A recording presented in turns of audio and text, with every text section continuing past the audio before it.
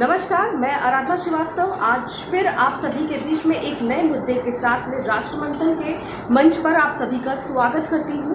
और आज हम बात करेंगे कि भारत और चाइना के बीच में चल रही इस तनातनी झड़प के बारे में, जहां पर बॉर्डर पे कुछ इस कदर का तनाव है कि ये कुछ ऐसी झड़प बन के सामने आई है कि हमारे करीब करीब 20 जवान शहीद हो गए हैं, 76 जवान हमारे घायल हो गए हैं और 10 जवानों को बंदी बना लिया गया है चाइनीज सेना के द्वारा।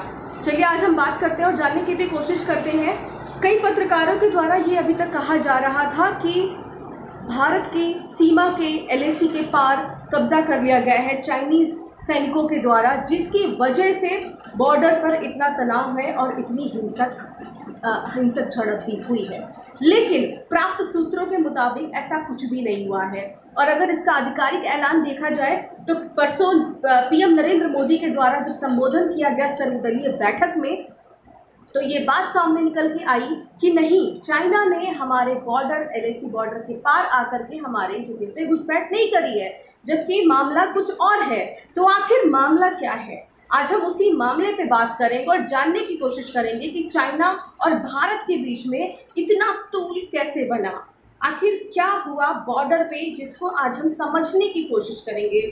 दोस्तों, आप लोगों की जानकारी के हिसाब से मैं आप लोगों को बताना चाहूँगी कि जब पुराने इतिहास के पन्नों पे हमें थोड़ी सी नज़र डालनी पड़ेगी इसको समझने के लिए कि चाइना और भारत के बीच में ऐसा क्या चल रहा है बॉर्डर पे और क्या चल रहा था बॉर्डर पे। चलिए मैं आपको बताना चाहूँगी दोस्तों कि जब अटल बिहारी वाजपेयी की सरकार थी, उस समय पे हमारे जो विदेश मंत्री थे वो जॉर्ज फर्नांडिस थे। जॉर्ज फर्नांडिस ने एक बात गौर करने की ज़रूरत समझी कि आखिर हमारे जो सैनिक हैं वो सियाचिन पर्वत जहाँ पर तैनात है, जो कि सबसे ऊंची पर्वत मानी जाती है, और कहीं ना कहीं ये जो बॉर्डर है ये भी वहीं पे ही है। तो उन्होंने इस बात की जानकारी लेने की कोशिश करी कि आखिर हमारी जो सेना है, भारतीय सेना, किस हिसाब से हमारे जो सैनिक हैं वो सियाचिन पर्वत के पास यानी वहाँ पर काम करते हैं, उनको समझने की कोशिश करी।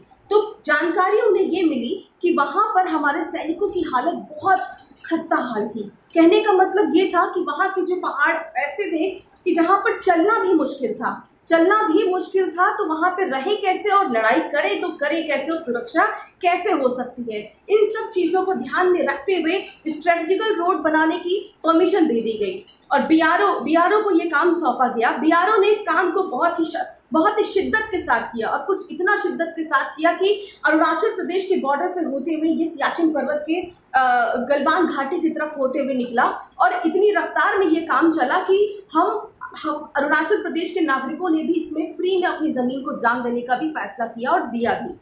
अब बात करते हैं कि चाइना को इससे क्या आपत्ति हो गई।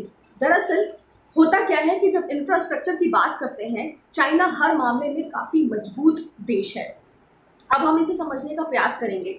चाइना का जो हिस्सा है वहाँ पर जो पर्वत है, जैसे हमारे यहाँ पे हम सियाचिन पर्वत की बात करते हैं, तो वहाँ पे बहुत ही सुगम रास्ते हैं, शायद जाना बहुत ही मुश्किल है और बहुत ही तकलीफदेह है सैनिकों के लिए। हमारे कई बार सैनिक अपनी जान भी गंवा देते हैं, लेकिन चाइना के लिए ये इतना मुश्किल देह इसलिए नहीं था क्योंकि 2016 के करीब चाइना ने अपने उस रास्ते को, जहाँ पर वो पेट्रोलिंग के लिए आ सकते थे, उन्होंने उस रास्ते पे अपनी सड़क बनवा ली। अब बात आती है कि जब उन्होंने सड़क बनवा ली तो हमारे यहाँ पे ऐसा क्या दिक्कत आ गया कि इनको इतनी तकलीफ हो गई। मैं आपको बताती हूँ दोस्तों, चाइना की तरफ में सड़क का निर्माण हो चुका है, पर्वतों पे, पहाड़ों पे, जहाँ से भी अपने सैनिकों को भेज के आराम से अब जो पेट्रोलिंग है वो गश्त करवा सकते हैं। लेकिन भारत के सड़क निर्माण की योजना शुरू हो चुकी थी और काम बड़े जोरों पे चल रहा था। ये सब देखते हुए चाइना ने एक फिराक कुछ ऐसी चली कि उसने अपने जो कैंप थे जहाँ से उनको पेट्रोलिंग के लिए आना था, उन्होंने पेट्रोलिंग पे आने के बाद वहीं पे डेरा जमा लिया और उन्होंने एक तरीके से कह सकते हैं कि उन्होंने नज़र रखना शुरू कर दिया कि भारत की गतिविधि क्या चल रही है।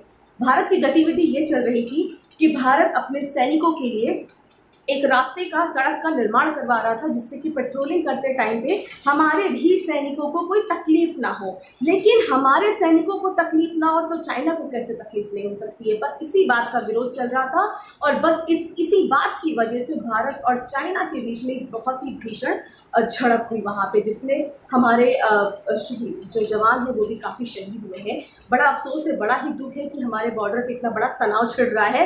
लेकिन ये है चाइना की मंशा, जो मैं आप लोगों के बीच बताना चाह रही थी। अब आप लोगों को समझाने के तौर पर मैं एक चार्ट के माध्यम से समझाना चाहूँगी। अगर आप लोग इसे देख पाएंगे तो मैं इसे समझाने का पूरा प्रयास करूँगी कि आखिर ये माजरा है क्या। दोस्तों, ये जो आप चार्ट देख रहे हैं, इस चार्ट के माध्यम से मैं आपको बताना चाहूँगी कि ये है भारत और ये है चाइना। ये वो LAC पर्वत है, LAC बॉर्डर जो पर्वत पे है, ये LAC को बोलते हैं लाइन ऑफ एक्चुअल कंट्रोल। ठीक है, लाइन ऑफ एक्चुअल कंट्रोल। यहाँ पर ये एक पेट्रोलिंग पॉइंट है।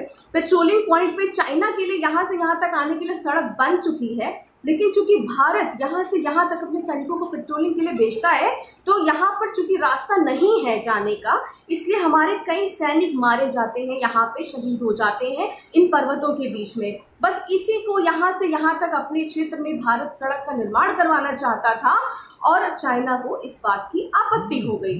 अब मैं आपको बताने का प्रयास करूंगी दोस्तों कि चाइना ने जब चाइना यहाँ से यहाँ तक पेट्रोलिंग के लिए आता है, तो यहाँ बट एक प्रोटोकॉल होता है दोस्तों। प्रोटोकॉल के तहत चाइना यहाँ तक पेट्रोलिंग करने आए या भारत यहाँ तक पेट्रोलिंग करने आए, तो वो उनको वापस अपने कैंप में जाना होता है।